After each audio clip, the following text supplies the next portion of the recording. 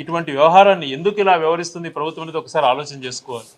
ఇచ్చినటువంటి మ్యాండేట్లో ప్రజలకు సేవ చేసి ఏదైతే మన రాజ్యాంగంలో ఉన్నాయో ఆ విలువలను కాపాడకుండా అన్ని తుంగలో తొక్కి దౌర్జన్యాలకు గురి చేయటం, భయభ్రాంతులకు గురి చేయటం. నిన్న మనం చూసాం, వైఎస్ఆర్ జిల్లా నుంచి ఒక వ్యక్తి మాట్లాడుతూ డైరెక్ట్ ప్రెస్లోనే మీ అంతు తేలుస్తాం, ఎవరు నామినేషన్ వేస్తారో వాళ్ళ సంగతి తేలుస్తామని వ్యక్తులు కొంతమంది మాట్లాడారు. ఇవన్నీ కూడా ఏమవుతాయంటే చూసేదానికి ప్రజలన్నీ కూడా మనసులో పెట్టుకున్నారు. వీరికి తగిన సమయంలో గుణపాఠం చెప్తారు. ఎన్నికలు ఫ్రీ అండ్ ఫేర్గా జరిపే విధంగా కూడా ఎలక్షన్ కమిషన్ పూర్తి స్థాయిలో అందరం కూడా వివరించడం జరిగింది.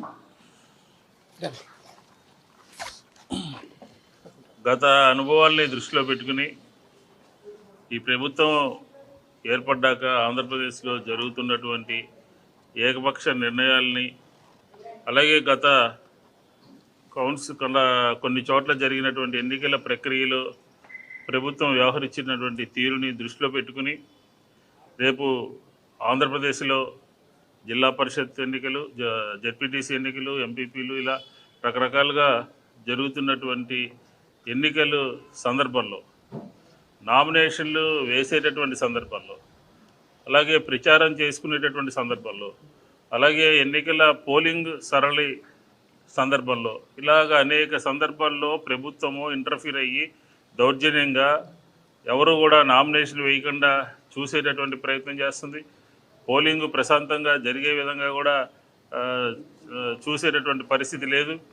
ఇలాగా ఏకపక్షంగా పోలీసు యంత్రాంగం అంతా కూడా ఆంధ్రప్రదేశ్లో ఏకపక్షంగా వ్యవహరిస్తుంది. కాబట్టి ముందస్తుగా రాష్ట్ర ఎన్నికల కమిషన్ ఈరోజు రాష్ట్ర పార్టీ జనరల్ సెక్రటరీ గారు, అలాగే ఎమ్మెల్సీ గారు, జిల్లా అధ్యక్షులు, ఇంకా పార్టీ ప్రముఖులు మేమందరం కూడా పోయి రాబోయే రోజుల్లో జరిగేటటువంటి ఎన్నికల ప్రక్రియని చాలా పారదర్శకంగా జరగాలి అని చెప్పని, సీసీ కెమెరాల పర్యవేక్షణలో నిరంతరం నిఘా ఉంచాలని చెప్పని, పోలీసులకి ప్రభుత్వానికి సరైనటువంటి డైరెక్షన్ ఇవ్వాలి అని చెప్పని మేము ఈరోజు వారిని కోరడం జరిగింది.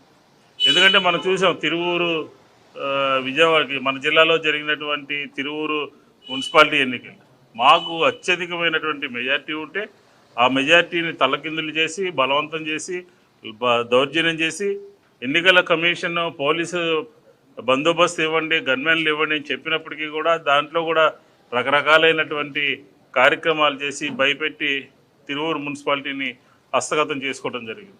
అలాంటి సంఘటనలు రాబోయే రోజుల్లో జరగకూడదని చెప్పాను. ప్రజల యొక్క అభిప్రాయం ప్రకారం ప్రజాప్రతినిధులు ఎన్నిక కాపాడాలి అని చెప్పని ఒక ఉద్దేశంతో మేము ఈరోజు ఎన్నికల కమిషన్ గారిని కలిసి ఈ నామినేషన్ వేసేటటువంటి సందర్భంలో కూడా కొన్ని సందర్భాల్లో ముందస్తుగానే బెదిరింపులు ధోరణులు ప్రారంభమైనాయి. అధికారాన్ని చేతిలో పెట్టుకుని నామినేషన్ ఎవరేస్తే వాళ్ళ సంగతి చూస్తాము అని చెప్పేటటువంటి పరిస్థితులు ఆంధ్రప్రదేశ్లో ఉన్నాయి. కాబట్టి స్వేచ్ఛగా స్వతంత్రంగా ఎన్నికలు జరగాలి. కాబట్టి దీనికి ముందస్తు చర్యలు తీసుకోవాలని పోలీసులకి, ప్రభుత్వానికి సరైనటువంటి డైరెక్షన్ ఇవ్వాలి అని చెప్పని మేము కోరాం. దీంతోపాటు నామినేషన్ల ప్రక్రియ దగ్గరే వాళ్ళకు ఉన్నటువంటి పవర్ అంతా కూడా ఎవరైతే నామినేషన్ వేయాలనుకుంటున్నారో వాళ్ళు బెదిరించడము, వాళ్ళకి అధికార పార్టీకి పోలీసులే తోడుగా ఏర్పడి వాళ్ళందరినీ కూడా పోలీస్ జీవుల్లో ఎక్కించుకునేటటువంటి పరిస్థితి చూసాం. కాబట్టి దాన్ని నివారించడం కోసం అభ్యర్థులు ఎక్కడున్నప్పటికీ కూడా ఆన్లైన్ సిస్టమ్ ద్వారా నామినేషన్ వేసేటటువంటి ప్రక్రియను కూడా ఆంధ్రప్రదేశ్లో తీసుకురావాల్సినటువంటి అవసరము, అగత్యము ఉన్నదనే ఉద్దేశాన్ని కూడా ఎన్నికల కమిషన్ దగ్గర వైఎస్ఆర్ కాంగ్రెస్ పార్టీ అభిప్రాయంగా మేమందరం కూడా చెప్పడం జరిగింది. వారు కూడా పరిశీలిస్తారని చెప్పారు. కాబట్టి ఖచ్చితంగా ప్రజల యొక్క మనసులో ఉన్నటువంటి అభిప్రాయం ప్రకారం ప్రజాప్రతినిధుల ఎన్నిక జరగాలి. కాబట్టి ఆ దిశగా ఎటువంటి దౌర్జన్యాలు, ఎటువంటి ఇబ్బందులు లేకుండా ఎన్నిక సజావుగా సాగాలి అని చెప్పిన ఉద్దేశంతో మేమందరం కూడా కోరడం జరిగింది. ఎందుకని మేము ఆ మాట మాట్లాడుతున్నామంటే ఈరోజు చూసాం మనం నెల్లూరులో జరిగినటువంటి సంఘటనలు, నెల్లూరులో పోలీసులు వ్యవహరించినటువంటి తీరు, ఈరోజు లక్షల మంది, వేల మంది ఆ లీడర్ కోసం చూడటం కోసం వచ్చేటటువంటి వారిని కూడా రానీయకుండా అధికార దుర్వినియోగం చేస్తూ, రోడ్లు కట్ చేస్తూ, లేదా బార్గేట్స్ పెడుతూ, చెక్ పోస్టులు పెడుతూ చేసినప్పటికీ కూడా ఈరోజు జగన్మోహన్ రెడ్డి గారి నెల్లూరు పర్యటన సక్సెస్ అయింది. కాబట్టి ఇలాంటి ఏకపక్ష ధోరణులు ప్రజాస్వామ్యంలో సరైనటువంటిది కాదు.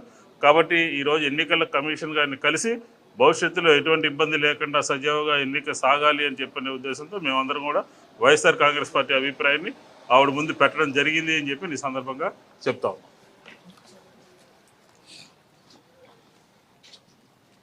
ఈరోజు రాష్ట్ర ఎన్నికల కమిషనర్ గారిని పెద్దలు శ్రీకాంత్ రెడ్డి గారు, అదేవిధంగా పెద్దలు ఎమ్మెల్సీ అరుణ్ గారు, మాజీ శాసనసభ్యులు పెద్దలు మల్లారి విష్ణు గారు, మూర్తి గారు, కాంతారావు గారు, మేమందరం గారు కలిసి ఏదైతే ఆగస్టు 10వ తారీఖున జరగబోయే స్థానిక సంస్థ ఎన్నికలకు సంబంధించి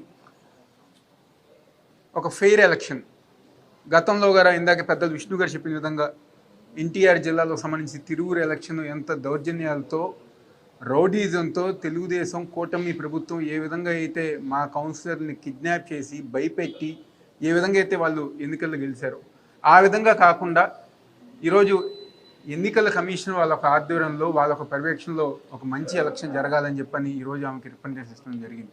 ఎందుకంటే ఈరోజు ఈ రాష్ట్రంలో ఒక రెడ్ బుక్ రాజ్యాంగం. ఉదాహరణకి ఈరోజు నెల్లూరులో మా నాయకుడు మాజీ ముఖ్యమంత్రి జగన్మోహన్ రెడ్డి గారు ఒక పర్యటన, పోలీసులు గారు తెలుగుదేశం పార్టీ కార్యకర్తల్లాగా ఎవరైతే జగన్మోహన్ రెడ్డి గారిని చూస్తానికి వచ్చారో, ఎవరైతే జగన్మోహన్ రెడ్డి గారికి స్వాగతం పలుకుతానికి వచ్చారో వాళ్ళ మీద లాఠీ చార్జ్. మాజీ మంత్రిగా 6 సార్లు శాసనసభ్యుడిగా పనిచేసిన నల్లపరెడ్డి ప్రసన్న కుమార్ రెడ్డి గారి ఇంటికి వస్తే ఆయన ఇంటి ముందు ఎవరైతే నాయకులు ఉన్నారో, కార్యకర్తలు ఉన్నారో వాళ్ళ మీద లాఠీ చార్జ్, ఆయన మీద లాఠీ చార్జ్ చేసి ఆయన గాయపరచడం జరిగింది. ఒక మాజీ మంత్రి జైల్లో ఉంటే వాళ్ళ కూతురు చూస్తానికి వెళ్తే వాళ్ళ కూతురు మీద దౌర్జన్యం చేశారు. ఎమ్మెల్సీల మీద కానివ్వండి, నాయకుల మీద కానివ్వండి, ఎక్కడ పడితే అక్కడ లాగి లాఠీ చార్జీలు చేసి కొట్టి బయటపడుతుందో అని చెప్పి ఇప్పుడే తెలుగుదేశం పార్టీ వాళ్ళు కుట్రలో కున్నాగాలు పండుతూ ఈ ఎలక్షన్ జరగనివ్వకుండా, ఎవరో నామినేషన్ వేయనివ్వకుండా వాళ్ళు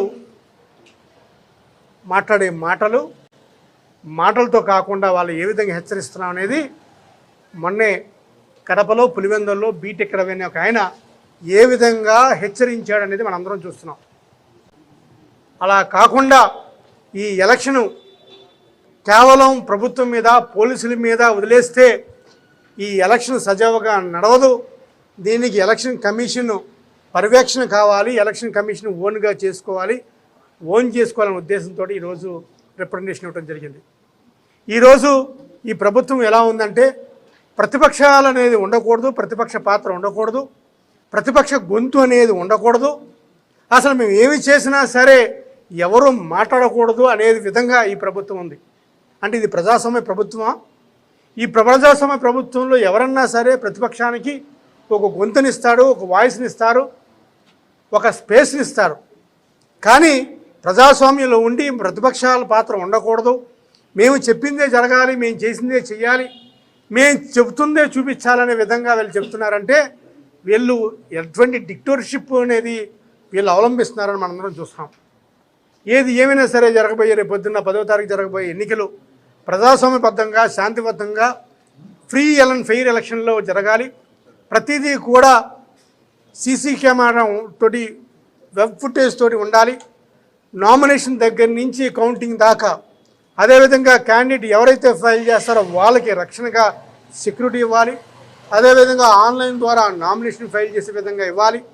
అదేవిధంగా రేపు జరగబోయే ఎలక్షన్లో కౌంటింగ్ ప్రాసెస్ దగ్గర ఎటువంటి వారిని కూడా అరాచక శక్తులన్నీ కూడా బయట పెట్టాలి, దూరం పెట్టాలనే ఉద్దేశంతో ఈరోజు రిప్రజెంటేషన్ ఇవ్వడం జరిగింది.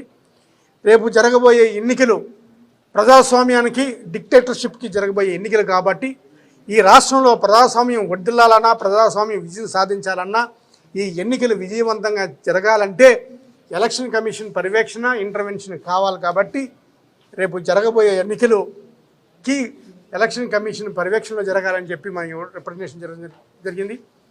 ఎన్నికల కమిషనర్ కూడా అన్నీ కూడా విని, గతంలో కూడా జరిగిన సంఘటనలన్నీ కూడా విని, తిరువూరులో ఏ విధంగా ప్రజాస్వామ్యంలో ఫస్ట్ టైం ప్రజల చేత ఎన్నుకోబడిన కౌన్సిలరు బాబు మేము ఓటేస్తాం, ఏ గుర్తు మీద గెలిచామో ఆ గుర్తుకు మేము ఓటేస్తాం, మాకు రక్షణ కల్పించిన దౌర్భాగ్యుల స్థితిలోకి వచ్చి ఎలక్షన్ కమిషన్ దగ్గరికి వచ్చి మాకు సెక్యూరిటీ కావాలని వేడుకున్నారో, ఈసారి అలా వేడుకోకుండా ఎవరైతే నామినేషన్ ఇస్తారో ఆ నామినేషన్ ఇచ్చిన వాళ్ళందరికీ కూడా రక్షణ కల్పించాల్సిన బాధ్యత ఎన్నికల కమిషనర్కి ఉందని చెప్పడం జరిగింది. మా అన్నీ కూడా చాలా పేషెన్స్తో విన్నారు మేడం. తప్పకుండా ఇవన్నీ కూడా నేను నోట్ చేసుకున్నాను, ఇవన్నీ జరుగుతున్న తీరు నాకు తెలుసు, తప్పకుండా నేను ఇంటర్వ్యూని అవుతానని చెప్పి హామీ ఇచ్చారు. ఆవిడ మీద రాజ్యాంగబద్ధంగా వచ్చిన సంస్థ మీద నమ్మకంతో ఎన్నికలు ప్రశాంతంగా